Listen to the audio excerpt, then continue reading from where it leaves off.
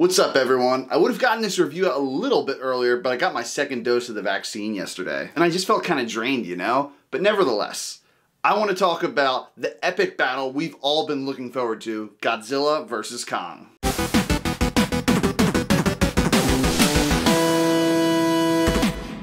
So Godzilla vs. Kong is the fourth movie in Legendary Pictures' MonsterVerse, and you know what? It's been a fun ride so far. It's also going to be a pretty short review because I'm going to try to make it as spoiler-free as possible. The setup for this movie is pretty simple. It takes place approximately 5 years after Godzilla King of the Monsters. Monarch is doing good guy things to trying to help out Kong and further the research at the same time. Apex, of course, is doing bad guy things, and Godzilla senses that shit, and what does he do? Tears that shit apart trying to find him. So of course, right off the bat when you see that, people think Godzilla ain't a savior anymore. Monarch and Kong go on a road trip of sorts, and then they cross paths with Godzilla on more than one occasion. And I'll just leave the plot at that. So the guy that directed this movie, Adam Wingard, I mean, he did a decent job. All the humans were uninteresting as hell, though. Did you really expect anything more from the guy that brought us the Netflix Death Note movie? Right off the bat, unlike the previous two Godzilla films, we get two instances in this movie where Godzilla fights in broad daylight. We can fully see him, all of his detail and glory.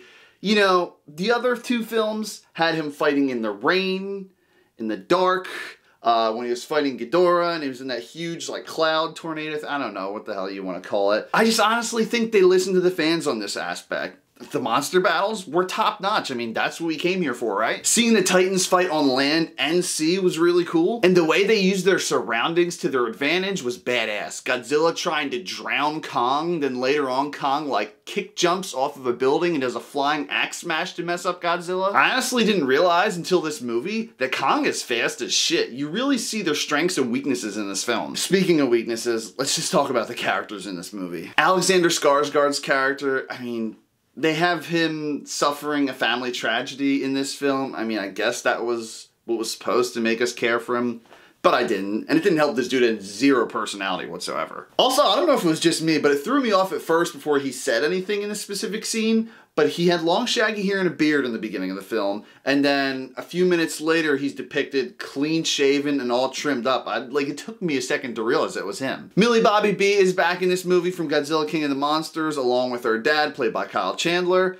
and just like all of the other characters in the film, they both have uninteresting arcs. Fight me however much you want, but the most Millie Bobby Brown's character does in this film is drive a frickin' van. That's it. Other supporting cast include Julian Dennison from Deadpool 2. Brian Tyree is also in this. He has this kaiju podcast that Millie Bobby Brown's character listens to, and the first half of the film I was on board with his character, don't get me wrong. But the second half, they just love wasting characters in this film, don't they? Now, I will say, human arcs are not really that important in monster movies like this. But at least have one interesting person, come on now. The first Godzilla film had Bryan Cranston.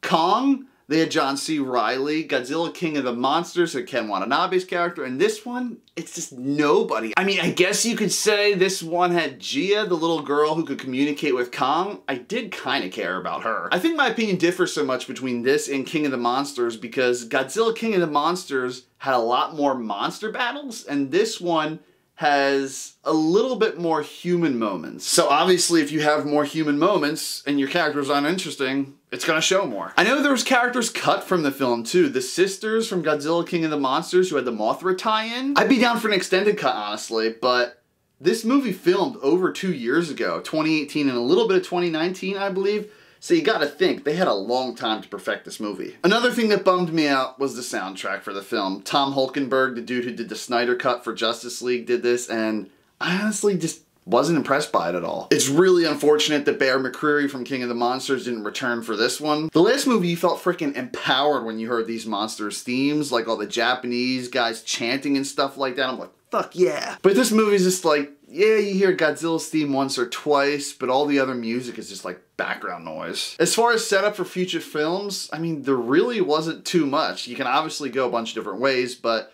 Legendary Pictures' contract expired with Toho in 2020, so I think that's it for now. There's no end credit scene either. So to sum everything up, lackluster characters and an unimpressive orchestral score aren't enough to completely bring this movie into the shitter for me. My favorite aspect, honestly, was Kong. He was the main focus of the film, if you ask me, and he had a bigger purpose than Godzilla. Seeing the lore and backstory surrounding Kong in this film was really interesting. The monster battles were top tier. I mean, that's what I came here for anyways. Godzilla vs. Kong gets a 6.5 out of 10.